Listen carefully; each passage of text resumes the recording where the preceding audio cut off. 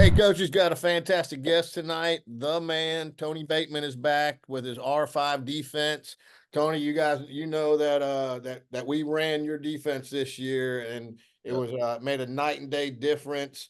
Uh, Probably the thing that jumped out was just how simple it was. I had a first year defensive coordinator, and you dummied it down for us and made it so simple that he felt confident through the whole year, and we really had a good year defensively because of it. I wanted to, so thank you on that one. And then that kind of leads us to, I want to talk about your YouTube channel real quick, and then talk about your consulting, because that's what basically we bought your package, and you were nice and got on Zoom with us and went over a few things. We sent you formations, like anytime we'd see a weird formation, we'd send it to you and you'd help us out. So can you talk about those two things real quick? First, your YouTube channel. Absolutely. Thanks, Joe. Our YouTube channel, basically, I launched a new channel a little over a year ago, trying to update the cut ups and the film that's up there. So for the guys that purchased the package a little over a year ago, they probably see most of that. I'm gonna be uploading 2024 season film in the next few months onto that channel. The link will be inside Joe's video, so you'll be able to see it.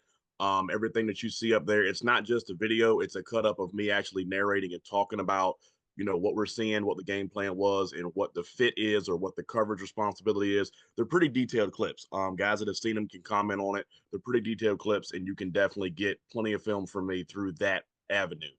As far as the consulting aspect, the entire PowerPoint package is a straight rate of 125. I send that out to the head coach or defensive coordinator when they ask for it. It's broken down into different sections. So if you just want the pressures, if you just want the coverage, if you just want stuff like that, then it's a lower price and it's a single PowerPoint that is sent to you. All of it comes with film, so you'll be able to see everything that you're trying to get, whether it's the whole system or whether it's just individual stuff that you want to look at. There's new stuff coming out here in about a month. It's going to be some new fronts. Some of it I'm going to talk about tonight, and some new things that we did this year. That'll be 35 even. However, if you sign up to any of the online clinics this off season, I take $10 off as soon as you register for the clinic. So there's different ways to get the material, different ways to get things. Obviously reaching out to me via social media. Joe mentioned that I'm only a click away. So when you reach out to me, any questions you got, they can be detailed, they can be generic. Either way, I'm gonna give you the best answer I can give you. I think we bought the whole PowerPoint thing, and like I said, you're very helpful. Anytime we saw a weird formation, we'd get with you and you'd kind of walk us through it. And basically, we ran the base cover three match almost the entire year. I mean, with very little variance, and ended up having a really good defensive year. So I highly encourage everyone to reach out to you. And extremely helpful. Not just, you don't just get the PowerPoints, you get Tony helping you, and it really made a difference for us tonight. Tony's going to talk about hot pressures and nickel defense, and man, I can't wait. I'm going to be quiet and let you do your thing. So I appreciate you being back on, and coach is up, man. Sounds good. Well, the first thing I'm gonna talk a little bit about, guys, is I'm gonna talk about hot pressures. Brent Venables made this real popular about 7 or 8 years ago when he was at Clemson. It's basically a three deep, two under fire zone concept instead of a three deep, three under. Well, if you know the base of the R5 system, our base is a three deep, three under system. Our edge guys do not drop into coverage very often at all. So our base is kind of a three deep, three under. So anytime that we blitz, whether we're blitzing our strong safety or one of our backers, we're navigating completely into a hot pressure scheme immediately. So when I was looking at this stuff a few years back, it really intrigued me. And I will tell you, if you want to go on YouTube, one of the best coaches right now running it is Pat Narduzzi at Pittsburgh. If you want to go on there, he has a lot of stuff. He has entire videos on it. They even do some more extravagant things that I have not got into yet. But I will tell you, you can run it versus 10 personnel. I've run it versus empty. I've run it versus 2x2. I've run it versus trips. It operates in its best against trips, and I'll talk about that tonight. But you can run it against any 10 personnel or even 11 personnel group. So what I'm going to do is I'm going to jump into real quick. This is early season film. We were actually playing against a team out of Lynchburg, Virginia, a very good football team. Jump into this, and they actually gave us an empty set. And what I'm going to do is I'm just going to kind of show you guys how we were able to make this work, even though they were giving us an empty set. So real quick, I'm gonna scroll down. Won't take me too long here to give you guys. This is a great blitz, and the crazy thing is, they hit us with an empty set, and we still covered all the routes. So it's not like it was just something where we beat the ball. No, we covered the routes up, and I'll be able to show it to you once I make the screen big. So they're actually an empty set, and they're 3 to the field, 2 to the bottom, and you see we have our hot guy right here. That's our jack linebacker. When we call it sting in our system. So when we do that, it's a simple 2 off the edge pressure. Those of you guys that have my stuff, you've seen that sting is our one of the most popular blitzes. Now to go over a little bit of how sting works before we get to the film, when we call this, the edge guy right here gets we call it crash. I've called it Indy before for him to go inside. Basically, he's no longer the force or leverage player. He's now a spill player. So what it's telling him is that he's going to get right inside of his tackle's chest one-on-one. If by some chance we're dealing with a run play, if it's a down block, now he is a wrong arm or a spill guy. He's crashing hard inside because the new force is now going to be our blitzer at the top of the screen. So in this situation, it was just a straight drop back pass. And we actually do a great job. Boom, right there. He's in the V of the neck. Our jack linebackers coming clean. And if you look at the route distribution, all they're really doing is playing their traditional 3 match responsibilities. They're just doing it with one less person. That's all they're really doing. So this rover at the top of the screen, now he's not our starting rover. This kid's actually a 10th grader. So he actually plays this kind of good for an underclassman. You know, he continues to sink. He doesn't take the cheese on this wheel route. They're trying to press us downfield vertically. He's right here perfect where he needs to be underneath this kind of elongated slant or miniature post. Our deep third corner, you can't see the other one, but he's down here. And what this backer basically did is just looked up to his side. So the reality is, right about now, it looks like he has him, but what you can't see is the free safety is standing right here where my cursor is.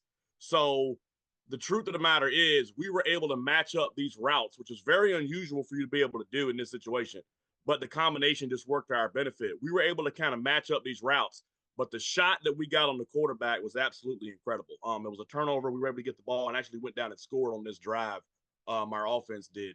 So big shot here. Number one, our linebacker, he's a great player. This young man's going Division 1. He hasn't decided where yet. Hopefully he decides here in the next couple of weeks, but he's got a couple of Division 1 colleges here in the state of Virginia that have offered him. So he comes off the edge clean, makes a big play, and we're actually able to recover the fumble. So it's a simple concept when you run it. What you're teaching the top screen guy, I'm gonna wind it back one more time. What you're teaching your rover is basically you're gonna play the first thing to the flats. So because he didn't really get anything hot or quick right now, he didn't get like a speed out or anything like that. He's not jumping anything. He's just playing his normal seam responsibility. The same thing he would play if we were playing our base 3 deep, 3 under. So what you tell the mic is that he's a middle hook player. So if you look here on the screen, you can see the communication. This is actually our second team mic right here. The corner communicating, letting them know, hey, I got 2 right here. So you're going to play the first thing inside, and I got deep third. They're just talking about it. And what happens is, boom, they switch it. First guy coming inside, he looks him up. The corner, he drops out of there, and he's playing this wheel route on this side. So great job by both corners.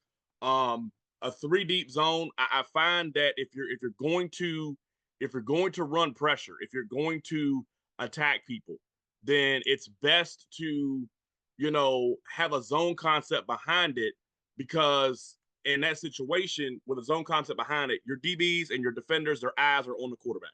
Their eyes are going to see the ball when it comes out hot. They're going to see the ball when it comes out from the quarterback's hand, and it gives you an opportunity to get more interceptions, more turnovers, and to break on the ball, which is something that's really, really, really important, because blitzing is great, but if you're not getting turnovers from the blitz, you're really not accomplishing anything. You're really not doing exactly what you're trying to do as a defense, which is get the ball back for your offense. Yes, sacks are great, and it knocks them out of field position, all that kind of stuff, but you're trying to generate turnovers. That's what you're trying to do. So what I'm gonna do is I'm actually gonna draw up real quick an example of what it would look like, so you guys can get a clear picture of how, as far as the schematics of it. See if I can get this thing to work real quick here. try to create a new one if it'll let me.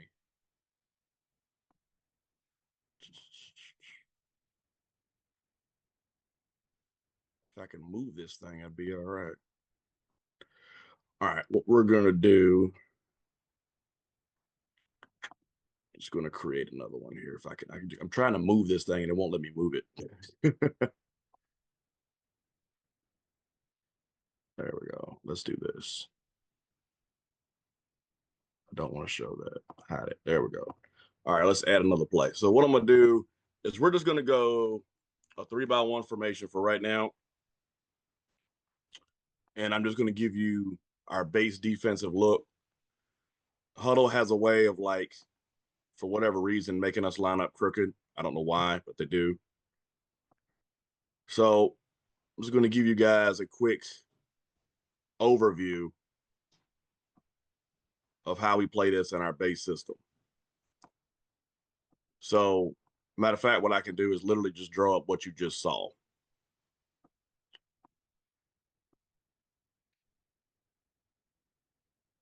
So, typically on the backside of trips, what we're going to do is we're going to lock it up. The communication you saw between the backer and the corner on that last clip is because there wasn't a single receiver, so he couldn't just latch on and meg him everywhere he went. So, what you just saw was just a 2 off the edge concept. He's ripping through. All right, now the rules back here are simple. Deep third, deep third. Now, for the sake of this video, you will man him up as long as A, he's by himself, or B, you're not worried about anything coming from back here. Okay? If you're worried about something coming from back there, we have a call for that we can switch something up and make it happen. But once we do that, it's no longer 100% a 3 deep 2 under. It still reverts back to the fire zone family. And I'll explain that to you in a little while. But for right now, let's act like, it's long yardage. They see the blitz coming. Normally, when you see this look, they're not going to send the back out. And if they do, they're going to send him front side and try to manipulate your blitzer. So the key of it is the underneath guys. Now, rule of thumb, he's playing his middle hook, he's playing his seam flat. But what you're doing is you're teaching them to read the quarterback's eyes. They're going to drop to their landmark, but the match coverage rules still apply. And you want to read the quarterback's eyes, because what he's going to do is he's going to take the first thing breaking outside. Your middle hook underneath player is going to take the first thing breaking inside. Okay? So in this situation, let's say it was something as simple as this. That's not what I wanted to do. If we had this here and we had a speed out, maybe he's going to jump the first thing outside. He's going to open up the 3 and play the first thing inside. Okay. And they will still match these across the board. All right. If it's inverted, let's say number 3 gives us a speed out. Let's say we get this here. Boom. He's going to match this. And let's say he's clearing. Okay. He's clearing. Now he's going to squeeze. And let's say we get something coming across here. It's a tough one for us to play, but as soon as he's here, we're going to play this. We're going to come across through here, and what we're going to try to do is take away the quick throw. He's going to try to push his zone as far this way as he can. Mind you, a slant shoot concept is the toughest cover 3 beater we're going to face, and you're doing it with 6 guys coming at you.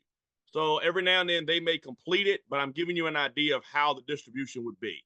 If it was a situation where, say, it was a double slant, same thing will apply. The Mike would play the first one, which is here. He would play the second one, which is here. The corner squeezes and the free drops, reading the safety's eyes. The quarterback's eyes. Now, what will happen a lot of times on this is I teach my safeties, don't fly out of there and don't backpedal. When you know we're bringing pressure underneath of you, and I'll show you some of that on film, don't fly out of there too fast and don't backpedal too fast, because this ball has to come out quick. If they have a chance to throw a deep post to 1 or a deep post to 2 in this situation, then that's either a max protect situation or we're not getting the job done up here. It's as simple as that. So tell your safeties when you do your free safety, when you do this, don't line up at like 12 and fly out of there to 15. No, hold it about 10 and key 3, which is what we teach them to do. Key 3, all right, and watch the quarterback's eyes. If he catches that snap, flips his shoulders immediately, you know the ball's coming out right now. Okay, it's automatic. So understanding to play the quarterback's eyes really helps a lot. It really helps a lot. Anybody like Joe, you're an air raid guy. What would be your main question on that as far as like if you're talking to your quarterback or if you're talking to your DC, what would be your main question on that as far as you know how we teach it, what's the technique, and what are ways to coach it up? Because obviously, as an air raid guy, you get the ball out of your hand quick. So Yeah, I mean, I like your concept. We're just gonna be patient and we're safe and we're gonna hit them when they catch it. I mean, I completely bought into the whole concept. I mean, we played three match all year. yeah, and I mean, I know it sounds simple to say, but what it's really designed to do, I'm gonna show you guys another one here really quickly. What it's really designed to do is just keep the ball in front of you. And when the ball and you can blitz underneath of it and be safe. And when the ball does come out, um, then you're gonna be able to make a play on it. Now, this clip right here, this guy goes in motion. This actually turns into one of our nub rules on the backside, which I can talk about at a later date, or if you guys want to know what that is, some of you can hit me up, or Joe, you can if you want me to go through it. But basically, all of our nub rules, we have two of them. We have one that's called a nub rule, and one that's called a tight rule. A tight rule would be if you had some kind of bunch or cluster right here. This guy motioning over, you see the corner kind of back up a little bit. Basically, what's going on is this: is instead of running over, he's just going to back up, and they're supposed to get close to safety depth. He doesn't get exactly there, mainly because we're in the red zone right now. But they're basically a stock zone player, and the rule is for him is that they're going to match this tight end vertically, or if he runs an out route. If the tight end comes across here, then he's going to pass him off. That doesn't really apply to this play, but I'm just letting you know what his rule is when this happens. So this kid motions across. Now you see we're in the same look here. We're going to get the same blitz. Look at the eyes of the defenders. If you look at the helmets, you'll see exactly what's getting ready to happen. So boom, same concept. We're coming off the edge. Look at the rover here. He squats right now because what's he looking at? He's looking at the eyes. Okay. And to put this in slow motion, the mic actually flips his hips. He's a little bit late, in my opinion, but the concept is still there. He's opening the three stops. Okay. So because three stops, look at the rover. He's keying this immediately. Okay. So let's imagine for a second that this ball is thrown accurately. Okay. This is about third and 8. Okay. If this ball is thrown accurately, he's going to catch it right here. Okay. And we're going to come up and we're going to pop that, make that tackle, and it's going to be field goal time because the 10-yard line is the first down. Okay. But what happens? When you got a 6'1", 245-pound linebacker in your face, sometimes the ball's overthrown. Free safety makes a heck of a play. So that's what hot pressures do. If you notice what the free safety did, okay, he did not fly out of there with a pedal. If you watch him, his feet are right here on the 5-yard line. Watch him. He never went backwards. If you look at the film, it'll tell you the rules. He never went backwards. Okay? Because his rules are you're looking at three hooked up. I'm keying the quarterback's eyes. He never went backwards. I was actually showing this film at a clinic a couple of weeks ago, and a coach was like, well, who had the out route by the slot receiver? I said, well, in theory, the rover does. He's a seam flat player. I said, but what you have to understand is he's reading the quarterback's eyes. He's playing the quarterback. So as soon as that quarterback sets up like this, that ball is out. Look at the route. That ball is in midair right there above the referee's head, and this kid hasn't even broke yet. So why you want your kid to run out here and cover this and give this up? No, you play the quarterback's eyes. The biggest part about this play that I would teach any young defensive coordinator, all right? And I do this with my guys in film sometimes. Watch the clock, the huddle clock at the bottom. The ball is snapped at 12.51. Okay? Remember that number. His arm comes forward at 13.94. That's less than 2 full seconds. So he has to catch this snap. You see there's the unblocked player right there. He has to catch this snap and get the ball out of his hands in 2 seconds or less when we run this. He's going to make mistakes. He's going to make a bad read. He's going to throw the ball where it's not supposed to go. Now, imagine if he holds the ball here.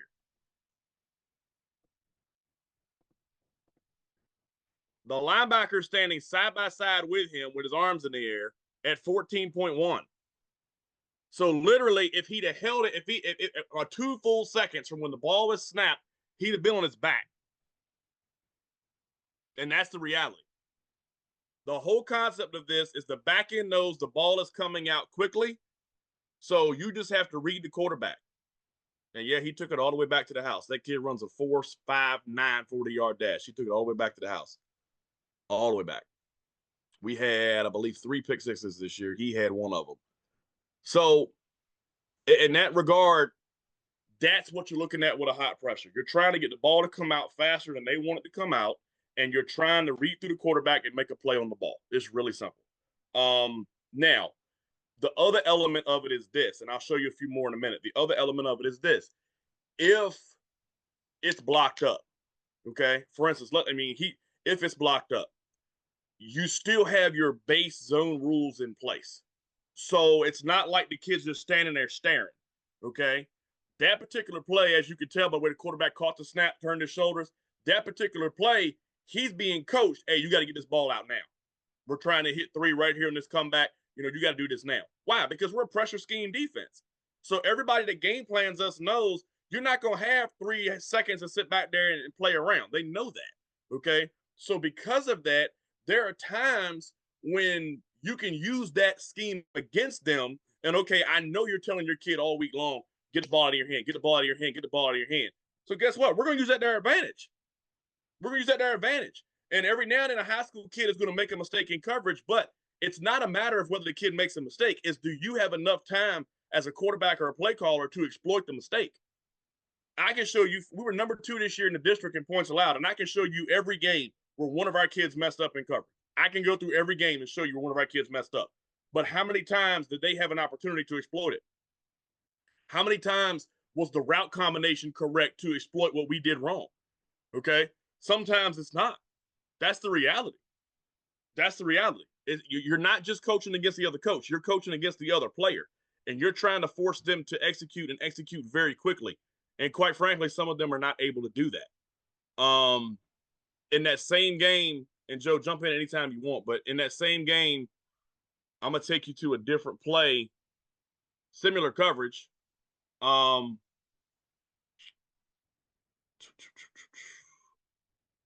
want to say this was the second or third quarter. This was actually a sack for us, but I'm going to show you kind of how the coverage distributed. Now, this is obviously 2x2. You can see the 2 guys right here. It's the same blitz. We actually, this particular game, in this clip I'll show you, this kid right here, number 4, is actually our starting rover. He was injured that week. He missed a couple games this year with injury. So the kid you see here is actually the starting free safety.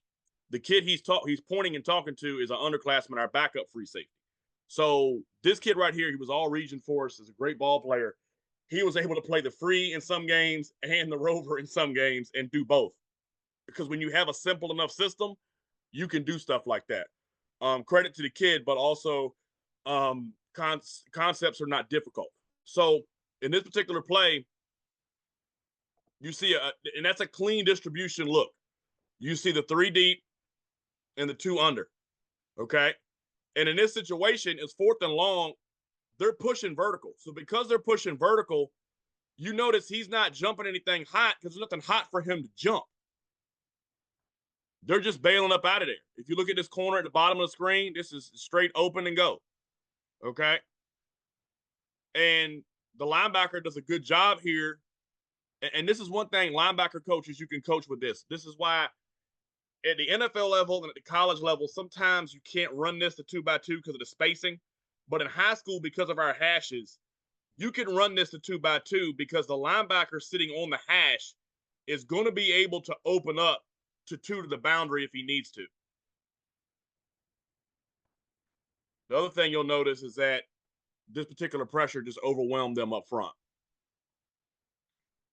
It looks like they were trying to slide it towards the blitz because our end down here didn't get touched. It looked like the running back was supposed to pick him up, but either way, the backside, the linebacker coming off the edge was able to get in there, and it was kind of a meet you at the quarterback situation.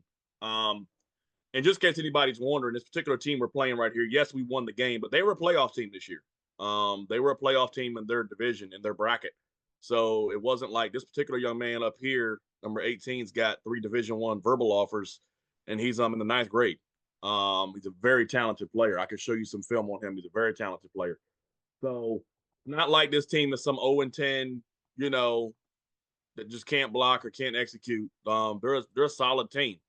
But when you're sending more than they can handle, defensive end does a pretty good job ripping through the shoulder there.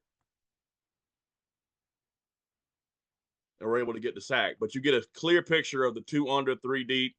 That's exactly how it's supposed to look. That's absolutely exactly how it's supposed to look. So what I'm getting ready to do is show you, it's the same game actually. We ran a lot of these this game. We felt like we could get an advantage through the blitz. And I'll show you some hot concepts against the run as well.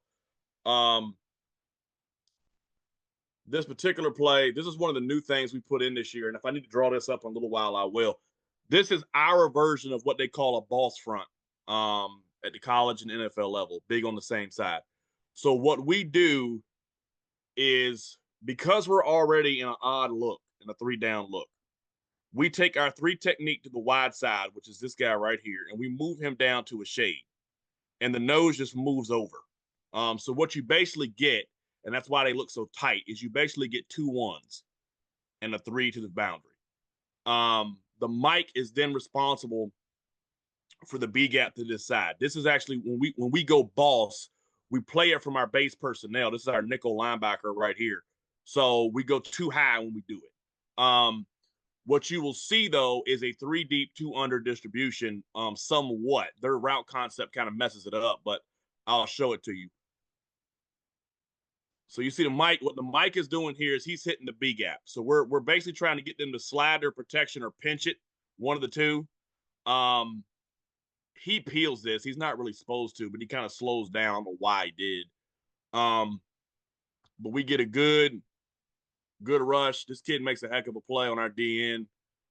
DN gets a little too far inside. But what I want you to see is, this is the 3 deep right here. 1, 2, and the corner is 3. Typically, he would be rolling down to right here to replace the backer for the middle hook player. The reason he doesn't is because 2's coming vertical right at him, and so's 1. So if you notice, he's kind of like creeping a little bit. And then it's like, oh, because they're both coming right at me. So what he does is basically match coverage at this point. But what I want you to see here, no, we should have had a sack. Lord knows we had a clean sack here. But 3rd and long, we flush him. We come up. Now it's time to punt. It's real simple. Which is what you want. And like, what I love about high school football is you get a kid holding his arms in there like, I'm open. Like, son, by the time you're open, that quarterback's trying to find somewhere to go. He's not worried about you. And that's the biggest part of it. But that's a way that you can do it. Not only just tweaking your front for a blitz, but in standard form, it would be here, here. He's your hot underneath player, here, and then here. If we were just playing base defense, he would roll down. He's the middle hook, and that's your 3 deep, 3 under look. So all he's doing is just replacing the blitzer, basically. And he's playing the first thing hot across the middle. So if, we get, something like this here, coming right across here, he's going to roll down and fit it. He's going to roll down and take his head off. Is what we want. So that's kind of how it works. So you can run it from too high. You can run it from single high. There's advantages to both. To be honest with you, there's advantages to both. You can get both of them done. It's not something that's rocket science. You don't necessarily have to You don't have to coach a lot of crazy stuff. You don't have to teach a lot of crazy stuff. It's one of those things that just it can be done just with reps. And if you basically teach what they're looking at with the formations, like you're looking at three, you're looking at two, things of that nature, it's pretty helpful. Because it's a way that you can blitz people and not necessarily get caught in straight cover zero all the time, because there are route combinations to beat that. Players can beat that if they just got a guy. You know what I mean? So if you want to do things and be like, hey, we're gonna send pressure, but we want our guys able to play the ball when it's in the air, then that's what hot pressures do. That's what they're designed to do. It's one of those things where you're creating turnovers, you're creating pressure, you're being sound by doing it, and you're not just basically saying, "Hey, we're just going to line up and play like it's a playground. We're just going to blitz a bunch of people and play man to man." That's not what it is. And if you want to see like extensive level on it, Narduzzi does a lot of deep stuff on it. He does it sometimes where it's inverted, so it's like a two deep version, so it'll be two deep, three under. He does that. I haven't got that bold yet because the high school spacing is a little tough. So when you're rolling too deep, that's a lot of ground to cover from hash to sideline. But there's different ways to manipulate it. I think I got one more I can run through to show you real quick. If I can X out of this real quick. It's funny because about half the schools in our district wear red in one way or the other, including us. So what happens is we get a lot of game film that looks the same. That's the best way I can put it. We get a lot of film that looks the same. I think this might be one right here. It's hard for me to tell, but I think this might be one. Yes. Okay. So what's going to happen here? This is our jack backer. We're going to send him right through here. So you notice there's a line of scrimmage. They're in trips tight end here. Notice the safety sitting right here. He's no more than 10. Okay. Now they're going to run, which to me looks kind of like an RPO. I could be wrong. I'm not an offensive coach, but it looks kind of like an RPO. But watch how this is played here. He attacks right now because what's he looking at? Quarterback. And he's attacking it right now. If you look at this rover at the top of the screen, he's looking in here, he's taught, I jumped the first thing to the flat. So what's the first thing? Whoop, there it is right there. So now you can't flash and throw this bubble. Hot pressures is also something you can use versus RPOs because it's going to distribute at times like man to man. So it's something that you can use versus RPOs. They actually threw this, it was incomplete. As soon as he hit him, the ball comes out. You see the referee signaling incomplete. Is it something that I only do on long downs? No. I'll do it 2nd and 6, 3rd and 5. I'll still do it. I typically do it though when I know it's a passing situation. Great knockback on this blitz right here. Another thing, linebacker coaches, you may not always get a clean lane. So you see this kid here, boom, he's just going to knock that kid back. They stepped down to pick him up, but he still brought the thunder and knocked him back. Like, teach your linebackers to just, treat it. Once you blitz, you become like a D lineman. So if the guy steps in there, it's still your job to bull rush him back to the quarterback's lap. That's your job. Don't make it easy for him. Because in a situation like this, let's say this kid wants to try to step up. Well, obviously he can't. You see what I mean? If he wants to try to escape, he can't. But if we give up on the pressure, if we just say, "Oh, I'm picked up," and we just stop, you know what I mean? Then we're not getting what we want. So that's an example of, blitzing all the way through the guy. Even though we didn't get there, we did our job, and we forced the ball to come out quicker than maybe they wanted it to. So it just gives you 4 or 5 of them. What I'm gonna do real quick is I'm gonna show you kind of some calls. This is one of my favorite calls of the year, actually. Kind of some calls where we called what could have been a hot pressure, but it was just a run blitz. All right. So this is literally, you see play 1. This is the first play of the game against them. So we got the rover to the field, which is a staple for us. They got twins to the boundary with a sniffer. We were playing them heavy first down runs. So I was like, we're going to send a run blitz. So we just send a base red Mike concept here. So that's what we get right there. And we get a turnover. Unfortunately, he's not quite quick enough to take it all the way back or anything, but we get a turnover. So I'm gonna click it to the next thing because I want to show you guys as a young DC, always trust your instincts, and if it ain't broke, don't fix it. So our offense takes the field, they score, right? So now this is clip 6. Defense, first down, sniffer set. Okay. Rover to the field, all they did was flop the receiver, no big deal. We're playing them heavy first down run. So if it worked the first time I called it, what am I gonna do? I'm gonna call it again, right? Boom. This time we get a clean recovery and we get every DC's dream: fumble, scoop, and score. So that is basically the equivalent of calling a hot pressure versus a run play. That's basically what that is. Because I'll show you real quick.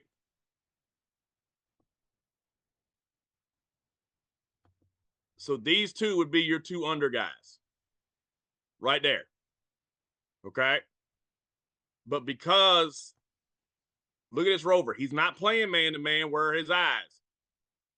So as soon as he sees this action right here, he's coming up to get a part of this party too. And that's the biggest thing that I love about playing a zone concept behind everything that we do is if this is man to man, these guys got their back turned maybe or whatever, but no, we're able to get an extra hat in there if we want to. I know one thing, just a side note. Look at this freaking force right here. Back out. You think your DC would like that, Joe? That is a Yeah, we'd force like to right there, borrow buddy. that kid. That's a force right there, buddy. He said like to borrow that kid. Well, he don't have any more eligibility left, coach. He's a senior. He's done. But yeah, 6'2", 220. First team all district, second team all region. Led our team in sacks. He's a good ball player. He scored 2 touchdowns this year. This is the scooping score that he had. And but tough kid. And just a side note, by using this film for a teaching point for coaches, if you look at the run fit and say, well, coach, does blitzing affect your run fit? Absolutely not. Okay. Look at number 1. You want to see why this kid's going Division 1 at linebacker. You see right there, I teach my guys heels at 5. So he's about as close as you can get. Okay. Now, what you've heard me talk about, Joe, 1,000 times is we are closing ground on the LOS at a 45-degree angle. Joe, you've heard me say that 1,000 times. Watch this kid. When contact is made, he's a good 2 yards closer than he was when the ball was snapped.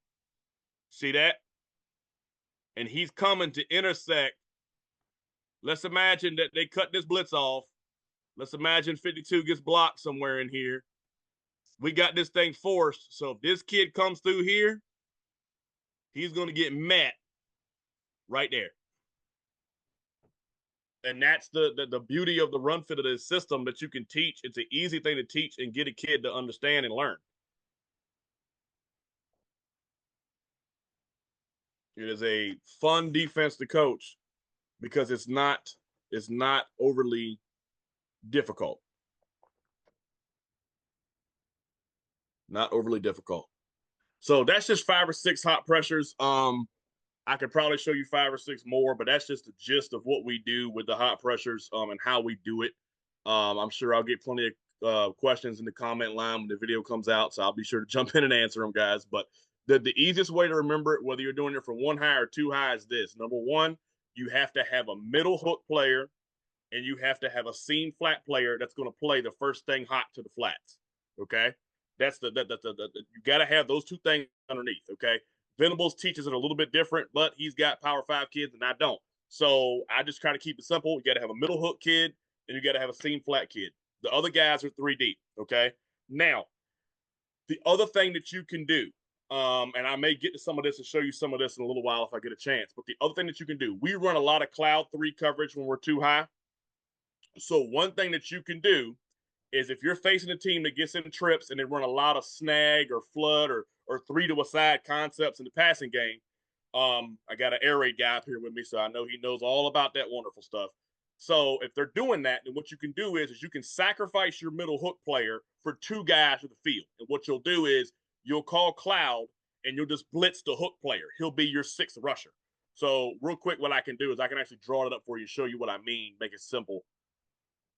So if I'm facing a team that wants to continually press me or attack me to the field side, so it's not a situation where I'm worried about a crossing route or worried about a shallow or anything like that. What I could potentially do, I'm gonna draw this up from our 2 high alignment real quick here. So, and we can still go trips. That's fine. Doesn't matter because traditionally this is what you'd be attacking anyway. Is and what we do is we apex our backer. Fangio calls this penny, if I remember correctly. Could be wrong, but so just real quick, what you would do is come here, 3 technique. Is you're gonna now sacrifice the hook player, which is this guy right here, okay, to get 2 extra players to the field side. Here's how it would look. Your hook player would be your blitzer. So you can run some kind of game in here. You can, hit the B gap, kind of like a funky America's blitz, whatever you want to do. It doesn't matter. Okay. You're going to squat him over top, middle of the field. And now you got your seam guy.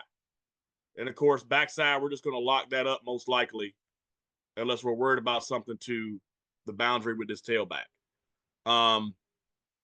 So what happens is, yes, you're giving up this, but coaching defense sometimes is all about percentages. You got to know what you're trying to defend.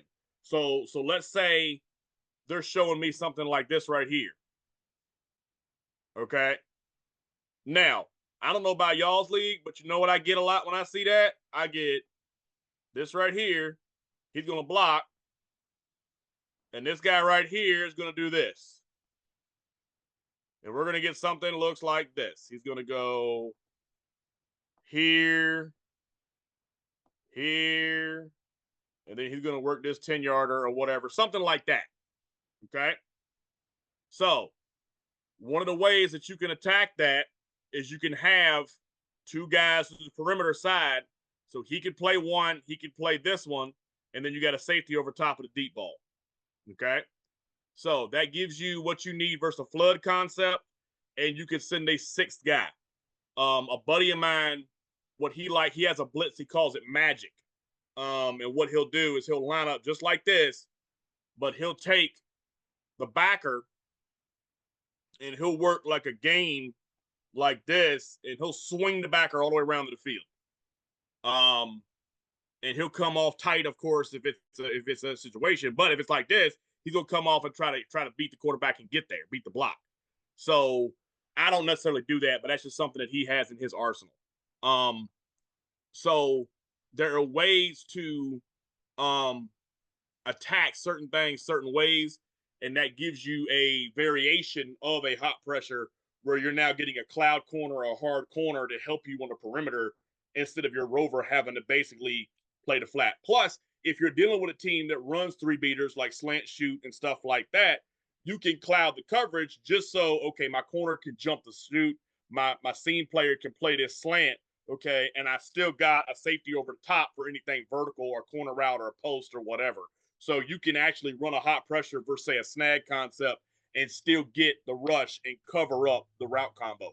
Because most high school teams, and even college teams, really, when I talk to college guys, there's 2 kind of passing games. You got your number systems, and then you got your concept guys, okay?